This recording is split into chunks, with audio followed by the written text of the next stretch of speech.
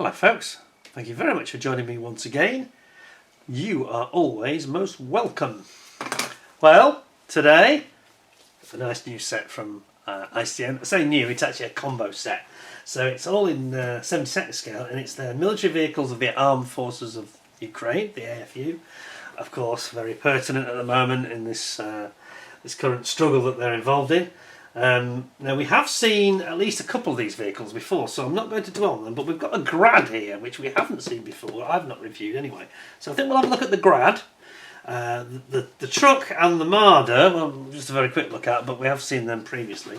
But let's see what it says on the side. So it's kit number, diorama set, there's more than one of them, DS7205, and it says on the side, accurate reproduction of military equipment used by the Armed Forces of Ukraine. Models follow the geometry of the real prototypes. The set includes decals with AFU pixel camouflage in two variants for the BM21 Grad and the Ural 43203 truck. Decals for the Marder include four variants for Ukrainian markings. So there's 119 parts on the Ural truck. There's 127 parts for the Grad and 161 parts for the Marder. And on the side, I'll just flip it across for you, you can see that we have got some nice illustrations there. So there's your Grad rocket launcher. Basically really just a load of tubes on the back of a truck, aren't they really? There is your sort of command sort of communications truck, the Ural truck, and the Marder. Armoured personnel carrier, armoured fighting vehicle I should say. I did just notice, by the way, this is one of those, these kits from ICM has come through with this slightly defective tape. So we've actually got the tape, you see it's actually hanging off here. It's not been opened, it's actually literally a tape defect. They've got a bit of an adhesion issue. But they know about it, so it's not, don't need to make a fuss about it. It's just, if you know, there are some in the system. And I just want to say to you, if you get one of these like this, it doesn't mean that somebody's opened the kit or anything like that. There's just been some dodgy tape, and you can tell it's just not got that super stickiness that they normally have. And I did talk about this, I think, on the Marauder, didn't I? It's not the Marauder, the Dornier DS7205. And I said, obviously, we've had this issue before. I've seen it previously. I've just seen I can remove the tape altogether here. Just bear with me. Yeah, we've seen this before, and I've actually had a career working in self-adhesive, so I know a bit of adhesion problem when I see it. And we seem to have it here, but it doesn't mean that somebody's opened the kit or the kit's been tampered with in any way. Just some iffy tape, I'm afraid. But our friends at ICM are on the case. They know all about it, and they are tackling it, they tell me. And I'm sure that will just start to disappear gradually as we see the new kits coming through. Right, now then. Strangely, some of the tape seems really well stuck there, so that's very odd, isn't it? Perfectly well stuck there and here. And just on one side, as though they were using a different roll of tape. Let's have a look then, see what we've got. Right. Oh, okay, cool. Oh yeah. Right, so that's that one. That's the Ural truck. This is the Grad, and that's the Marder. Now we did see the Marder quite recently, so I'll probably skip over that one. And we saw we've seen the Ural truck as well, not too long ago. So I think we'll end up with three different instruction books, but I'm going to concentrate on the Grad today because that's the one we don't think we've seen before. Certainly not here on my channel. Let's have a look then. So I'll zoom in on the image, which is quite a good one. Rocket launcher, the Grad. There it is. And it says, the development of the BM21 Grad multiple launch rocket system, MLRS, began in 1960, and its serial production began in 1964. In the Soviet Union, this was, of course. It is designed to provide general fire support for army formations, destroying manpower, armoured vehicles, unarmoured vehicles, field fortifications, laying minefields and creating smoke screens. I suppose that depends on what warhead you use, doesn't it really?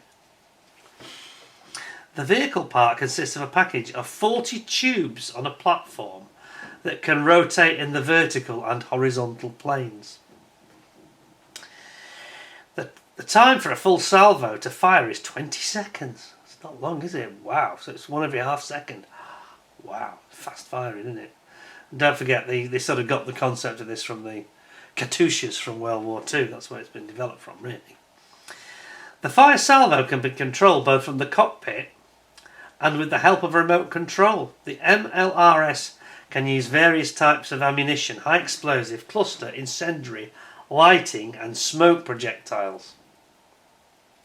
The most common is the high explosive fragmentation projectile, which has a maximum range of 20.4 kilometres. What's that? 15 miles, isn't it?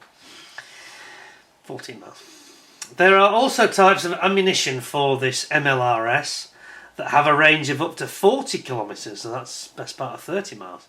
28 miles? 28 miles. The system is loaded manually by a combat crew. As of 2022, the BM-21 Grad is the most mass-produced MLRS used by the forces of Ukraine. Well, I think that might have changed now, but anyway, they've had some quite interesting American stuff to use, haven't they? Which has been more effective and just more damaging, more devastating, and better accuracy as well. So, let's have a look then, because I said we haven't actually seen this, so let's take a fresh view. Ooh, digital camo, look at this. That's nice, isn't it? That's all we get. We don't get any. Number plates. Oh yes, they are. They're so small. I didn't even see them. No, I didn't see them. Look at this. They're tiny. Oh boy, check them out. They are tiny, tiny number plates because I forgot it's 72nd scale. So there you go. So the rest, of course, is the digital camo, which is quite nice because you actually put it on in separate sections. So that's. Yes, that's going to take a bit of patience. It's going to take a bit of patience to get that on.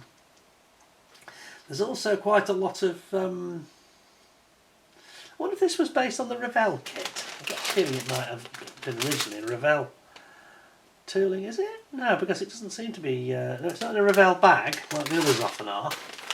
See, the Marder is in a Revell bag. No, I'm wrong. The Marder's Revell tooling. This is an ICM tooling. Okay, so looking at the instructions then, here they are. So what you've got on the left is obviously you've got your sprue tree map, and then we've got quite a sort of a ladder frame chassis. It looks like it's one piece initially, so that makes it quite a strong and simple construction really. So you've got your main central chassis, ladder frame chassis. You've got your wheels and tyres going together here, and then you've got your front axle and your steering going to go in there, and then you've got your main bogie wheels at the back and your differentials. Well, I say bogie wheels, they're not bogies, are they? They're driven. You can see they've got a transaxle, so they are under drive. You've got these, look at these reinforced sort of bracket mountings here. Got the bottom of the engine going in there, exhaust, etc. as well. Looks like a quick build, this weekend build, I think. Building up your internal dashboard and steering wheel, and then you've got a 2 and a 1 seat at the front, so you can take 3 people. Building up your cab, complete with it's got like looks like it's got a wading facility. It's got an air filter intake high up on the A pillar, so that it can't be flooded if it goes to deep water. You know, like these videos you get in the UK where these idiots drive their new Ferrari or the brand new Tesla or the latest Mercedes into deep rivers across the road, and then wonder why it suddenly stops dead and is a huge bill for a new engine afterwards. Anyway, I digress. It's very amusing though, isn't it? It's not somewhere I'd take my sports car, which is very low, into deep water. No chance. Anyway, you've got to mount in your windows into the cab here, and you've also got your radiator going in there as well. Then you've got your Grad rocket launcher at the back here, with all the pipes coming together. Then you've got the sort of control system and the mounting area here. You've got got, looks like a fuel tank on the side. You've got your rear tyres here. And then you've got to mount your Grad launcher on the back. And it's got this elevation system, as you can see.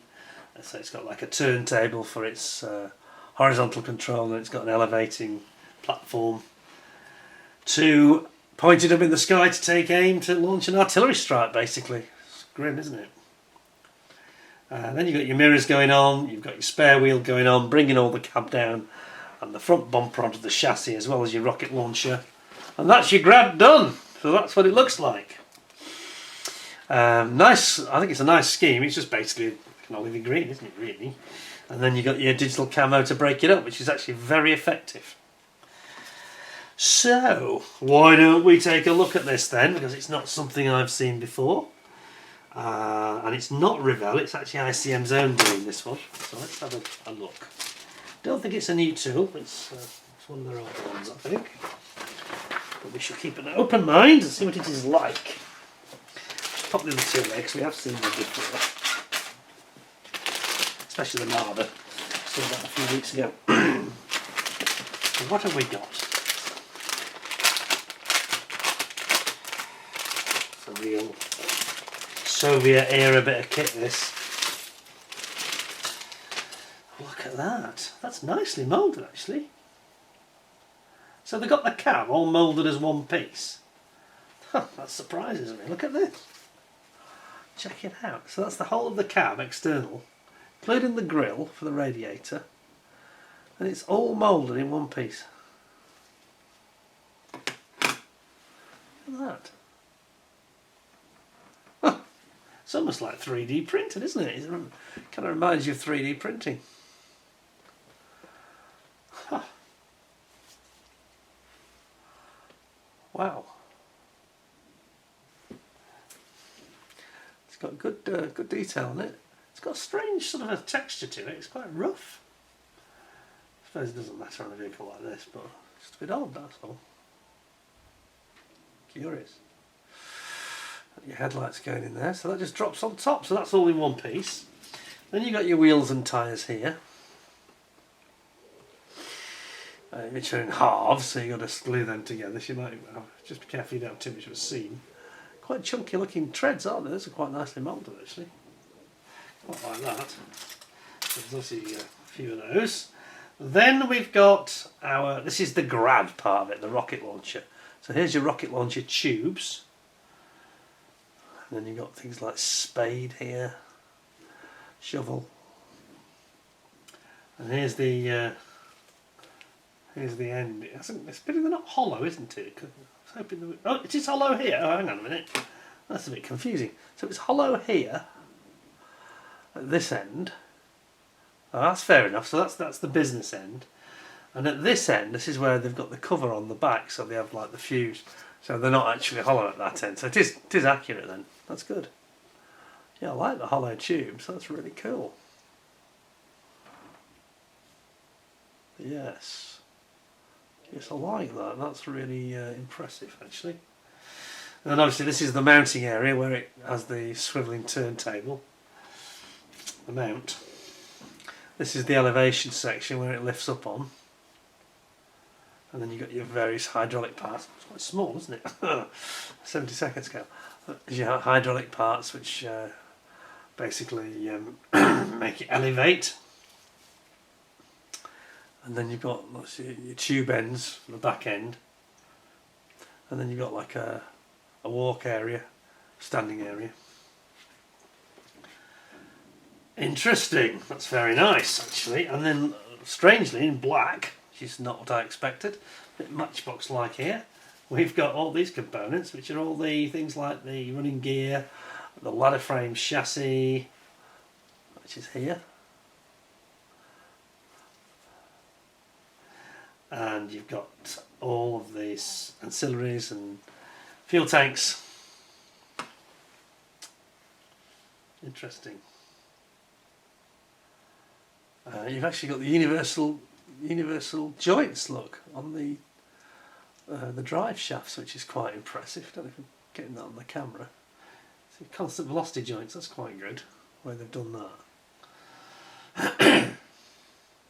Over here, of course, we've got our leaf springs, because the suspension's obviously not too sophisticated.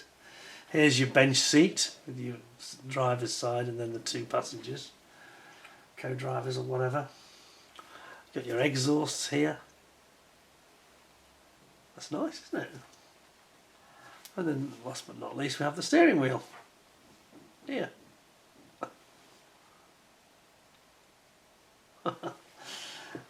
It's quite nice, actually. It's quite a nice little kit. Keep you quite busy. There's quite a lot of small parts. Surprisingly, perhaps, how many small parts there are. And then, last but not least, we have got our clip-ons. I won't bother getting them out. There's no point. It's only just little windows, and it's they're not quite. I can tell straight away they're not quite up to ICM's current new standards that we've marvelled at because they're so good now. They're a little bit more basic and quite thick, and perhaps not a lot of scale light for the windscreen, but it's quite a chunky, utilitarian military truck basically, with a rocket launcher on the back. That's what it is. So there we have it.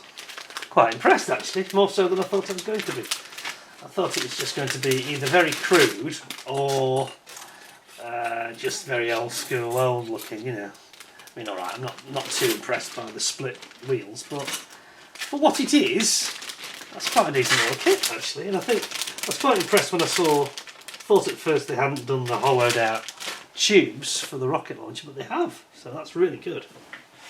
I am impressed. So, to get 3 kits in this one, there's a lot there for your money, and it's retailing at about, I think it's about £35, thereabouts. 35 to under £40 anyway, well under. 30 to 40 quid in the UK. A very nice set though, because you get some of the very, the very current military hardware that's being used in Ukraine at this very moment, that we see every day in some of these rather difficult videos to watch, contemporary, I'm going to say contemporary vehicles. They're all vehicles of the 60s and 70s actually that are being used, but obviously that's just the nature of development. One thing I will mention as well, just a slight aside, I'm going to give it, how many marks out of 10? There's a lot in that box. I think it's quite a good set if you're interested in the current conflict. I think it's a 9.5 out of 10 in there, to be honest. That's really nice. Quite a decent bit of plastic in there as well. 3 nice models that are not too big and not going to take up much room, but have with those digital camo as well, and a lot of presents, Slight aside, another one that ICM have just made me aware of that they've sent me is the World War II French infantry. Now this slightly confused me, only because if you look at this artwork, they're in a trench, which I thought was really odd. It's like the first week of World War II, perhaps, I don't know, but it is definitely World War II French infantry, so it's completely correct what it's saying. It's just this artwork reminds you of the Somme trenches, so that's a little bit off-putting. But don't be put off, just ignore that.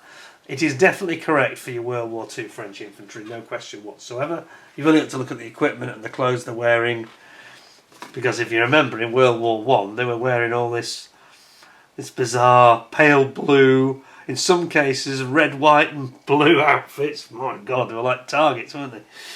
And then they went to the pale blue, and then they went to like a grey, bluey grey, didn't they? But this is definitely more, it's almost like the British sort of style of colours and, camo. So it's definitely correct. So if you're into your World War II French figures, this is the one you need, and you get Middlestone, green ochre, leather brown, grey green, US dark green and dark blue. I'm not sure what the dark blue is used for. What is the dark blue used for? Because on the back I don't see where that's being used. Oh, it's an option for trousers. Dear God, they weren't still using dark blue, were they? Please God, no. Because when you see some of that World War I stuff in some of the other kits, and in films, it's quite accurate. And they were wearing clothes that made them look like a target on the battlefield. It was so easy to see. For a sniper especially. Oh, crazy, isn't it? Not low-key and not camoed enough, but this one, with this set, which is 3091. So if you're into your French World War II military, if you want to do a Dunkirk battle scene, or, sort of one of these early skirmish battles around places like Ostend or whatever, and the retreat to Dunkirk. This is definitely the set you want, so I thought I'd show you that as well. So I'll give that 9.5 out of 10. It would have got 10 out of 10 if they weren't in a World War One looking trench. Do you know what I mean? It's just like somebody got a bit confused with the background there, which conflict it was supposed to be. But the paints are lovely. I've actually been using some of these ICM paints, which I can recommend very strongly. You can mix them with nothing more complex than humble water, tap water. I use filtered water, but I've actually used it a couple of times on the Mosquito. So to try and give some tonal range with some of things like some of the metallic greys and silvers and things. I've used it in cooperation with Tamiya's products, and it's worked very well. And arguably perhaps a little bit easy to use, you know. Anyway, that's it from me. Hope you enjoyed the show, thought it was interesting and informative. And until next time, thanks very much for watching. And until we meet again, stay well, stay safe, take care of yourselves. Thanks a lot, and bye for now.